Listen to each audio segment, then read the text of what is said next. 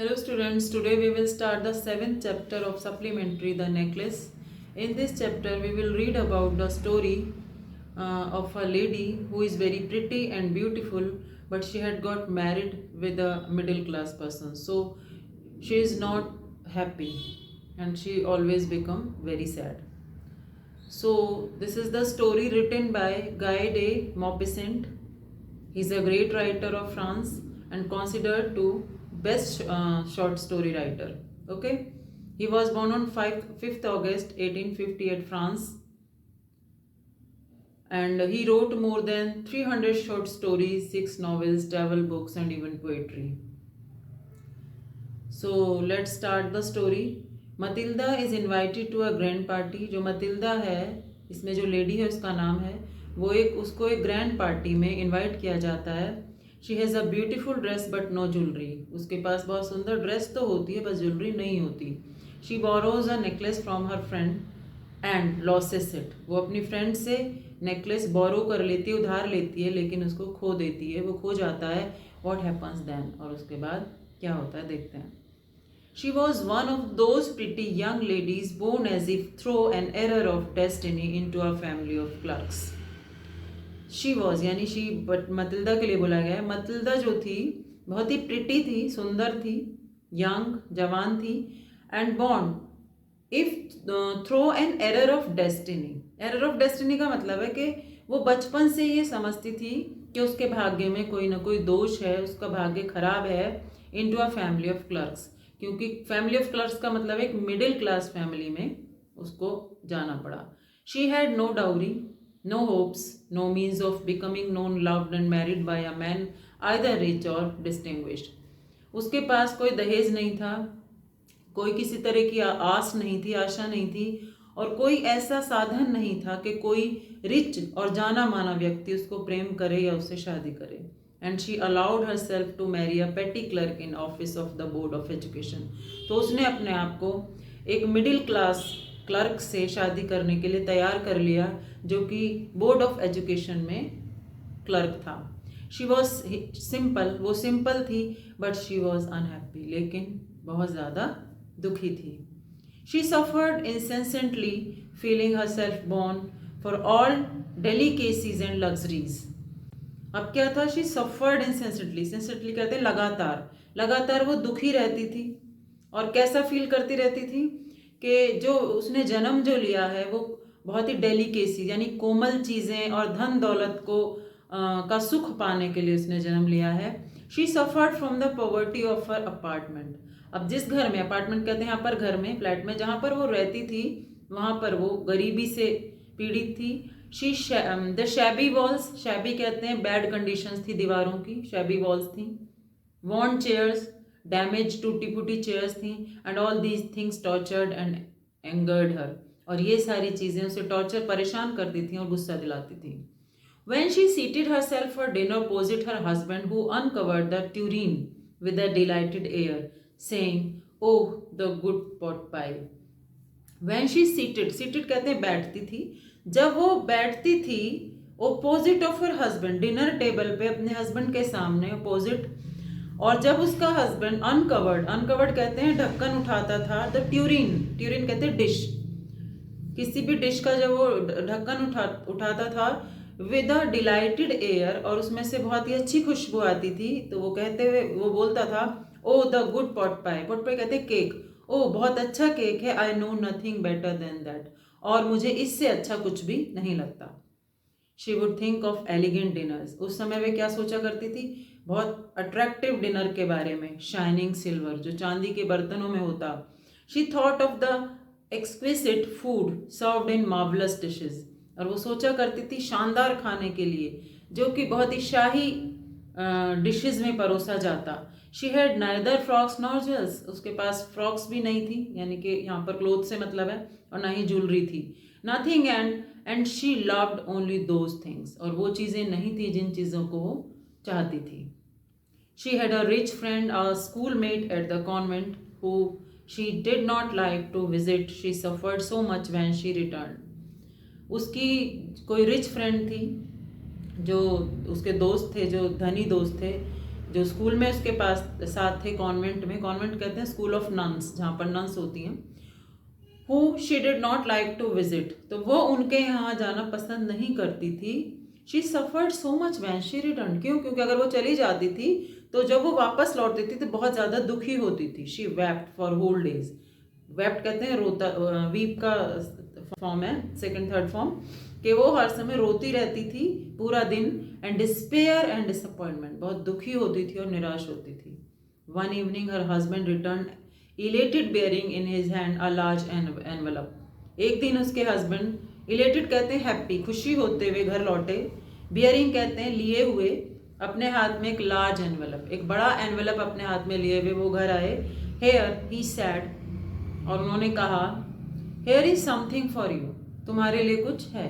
She quickly Drew out a printed card on which were inscribed these words, उसने जल्दी से, quickly कहते हैं जल्दी से, ड्रू आउट निकाला, वो प्रिंटेड कार्ड निकाला जिस पर कुछ लिखा हुआ था, इंस्क्राइब्ड कहते हैं लिखा हुआ।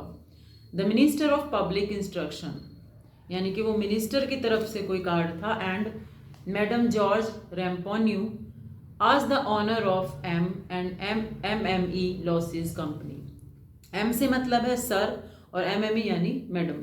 तो Mr Loisel and Mrs Loisel को इनवाइट किया जा रहा था किसी फंक्शन में, पार्टी में। Monday evening January 18 at the minister's residence, यानी मंडे की शाम को, 18 जनवरी को, मंडे की शाम को ये मिनिस्टर के घर पर ये पार्टी थी। Instead of being delighted as her husband had hoped, instead कहते हैं बजाय, यानी कि खुश होने के बजाय, डिलाइटेड यानी खुश होने के बजाय, जैसे कि उसके हस्बैंड ने होप किया था, आशा की थी। She threw the invitation spitefully, उसने इन्विटेशन फेंक दिया, स्पाइटफुली यानी गुस्से से, अपॉन द टेबल, मरमरिंग यानी कि बड़बड़ाते हुए, टेबल पे उसने इन्विटेशन कार्ड फेंक दिया। And what do you suppose I want with that, तुम्हें क्या लगता है, अब वो बोलती है तुम्हें क्या लगता है इससे मुझे क्या मिलेगा।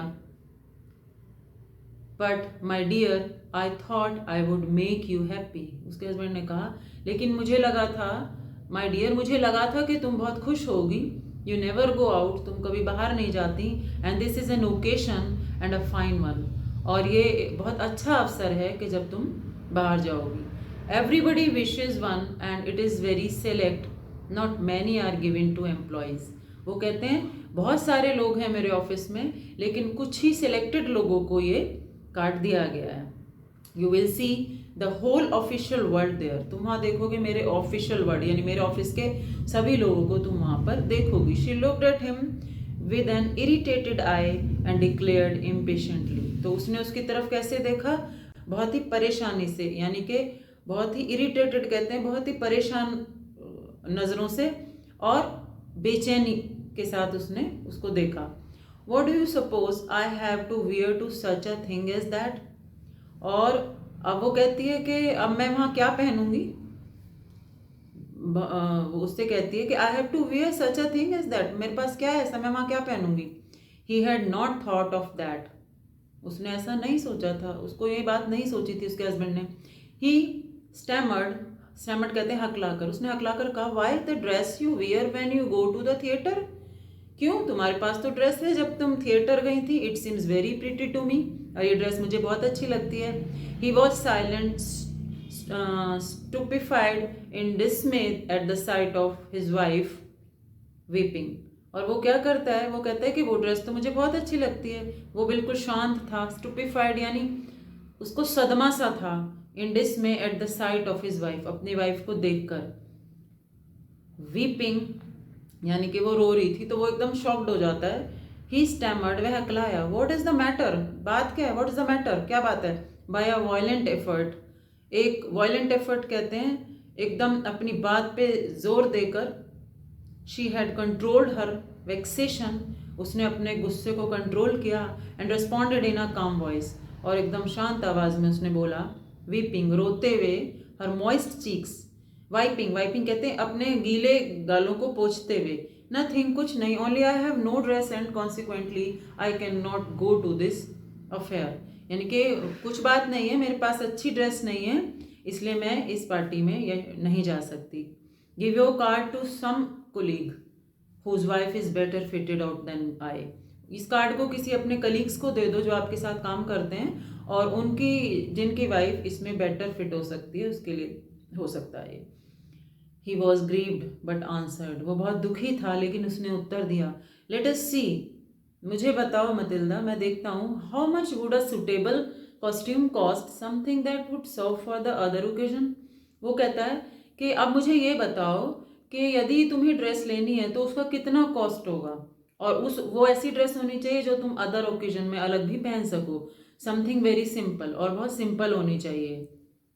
She reflected for some seconds, thinking of a sum that she could ask for without bringing within an immediate refusal, at a frightened exclamation for the economical clerk.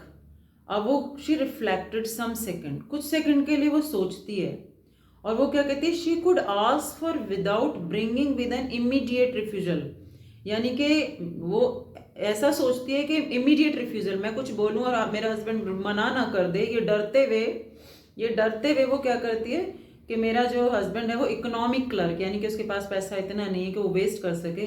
तो फाइनली शी सेड, उसने कहा इन अ hesitating voice, एक बहुत ही झिझकते हुए कहा, I can not tell exactly, मैं exactly तो नहीं बता सकती, but it seems to be that 400 francs out to cover it, लेकिन मुझे लगता है कि ये 400 फ्रैंक्स में आएगी। 400 फ्रैंक्स मीन्स 32,000 रुपीज़, ठीक है। तो ही टर्न्ड अ लिटिल पेल, अब उसका हस्बैंड सुनते ही क्या हो जाता है, उसका चेहरा पीला हो जाता है। And for he had saved just this sum to buy a gun that he might be able to join some hunting parties the next summer, और वो पैसा उसने जोड़ रखा था गन खरीदने के लिए कि अपने फ्रेंड्स के साथ वो हंटिंग पार्टीज में जाएगा हंटिंग के लिए, इसलिए उसने जोड़ा हुआ था कि नेक्स्ट समर में मैं हंटिंग करूंगा with some friends who went to shoot larks on Sunday.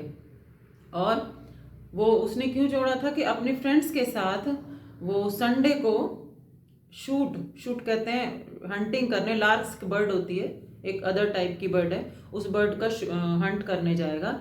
नेवरदीलेस, लेकिन फिर भी, ही आंसर्ड, उसने उत्तर दिया, वेरी वेल, अच्छा, I will give you 400 francs, मैं तुम्हें 400 फ्रैंक्स दूंगा, but try to have a pretty dress, लेकिन तुम उसमें से कोशिश करना कि ड्रेस, बहुत अच्छी ड्रेस तुम खरीदो। So this is the first part of the story, and next part we will cover in the next video. Thank you.